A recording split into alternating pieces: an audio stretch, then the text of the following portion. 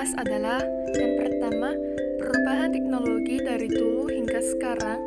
Kedua, 5 orang Indonesia yang melakukan penemuan terbaru iptek. Ketiga, dampak positif dan negatif dari penggunaan teknologi di bidang sosial, kesehatan, dan pendidikan.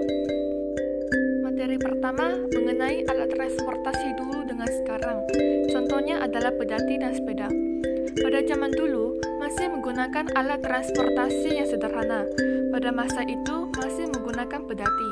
Hal ini dilakukan untuk memindahkan suatu barang dari satu tempat ke tempat lain. Karena penggunaan alat transportasi yang masih tradisional, maka waktu tempuh pun sangat lama dan juga terbatas. Oleh karena itu, muncullah sepeda.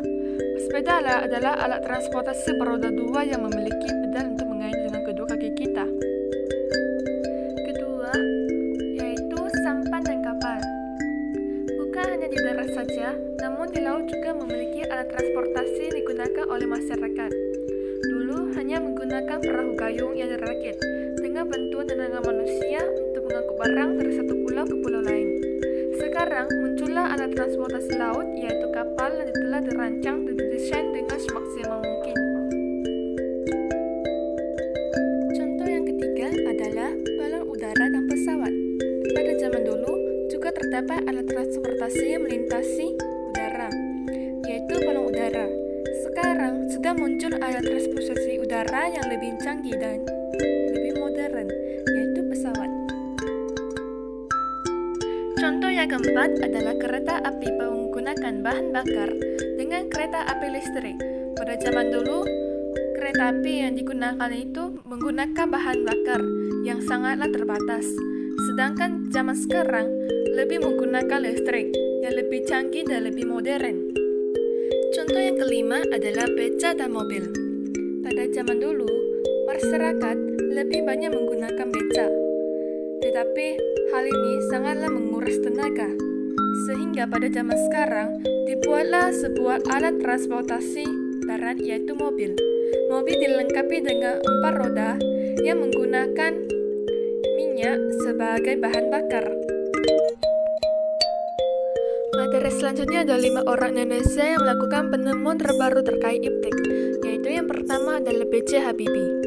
Beliau itu mempunyai peran yang sangat penting terhadap Indonesia, terutama dalam perkembangan transportasi di Indonesia.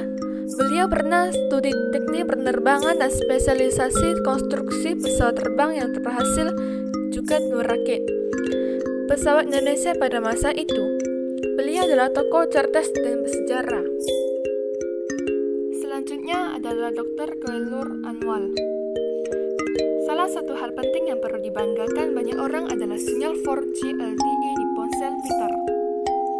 Beliau melakukan penelitian ini di Jepang, dan ternyata ia adalah seorang anak bangsa. Ia berhasil melakukan sebuah penemuan, yaitu teknologi 4G LTE. Selanjutnya adalah Dr. Warsito Purwotaruno. Masalah kesehatan yang kini mengkhawatirkan banyak orang adalah kanker yang disebabkan oleh pola hidup yang tidak sehat, juga bisa karena keturunan dan faktor lainnya. Meski belum bisa dikendalikan, solusi penyakit ini sudah ditemukan. Dr. Warsito Purwotaruno adalah sosok di balik penemuan ini yang sudah diuji coba di lab Infantry dan hasilnya dikatakan dapat memerangi sel kanker. Beliau adalah penemu mesin pembunuh kanker. Selanjutnya adalah Profesor Josaphat T.S. Sumantio. Beliau adalah seorang penemu radar 3 dimensi dalam mengirimkan informasi untuk navigasi pesawat. Dan yang terakhir adalah Enia Listiani Dewi, adalah seorang penemu membran sel bahan kanker. Materi selanjutnya ialah mengenai dampak positif dan negatif yang ditimbulkan dari penggunaan teknologi di bidang sosial, kesehatan, dan pendidikan. Yang pertama adalah bidang sosial. Dampak positif ditimbulkan adalah informasi yang ada di masyarakat dapat langsung dipublikasikan dan diterima oleh masyarakat. Dampak negatifnya adalah kemerosotan moral di kalangan warga masyarakat. Selanjutnya adalah bidang kesehatan. Dampak positif yang ditimbulkan adalah banyak muncul aplikasi untuk mengatur gaya hidup sehat. Sedangkan dampak negatifnya adalah radiasi ditimbulkan oleh berbagai produk teknologi dapat memunculkan berbagai penyakit baru. Bidang terakhir adalah bidang pendidikan.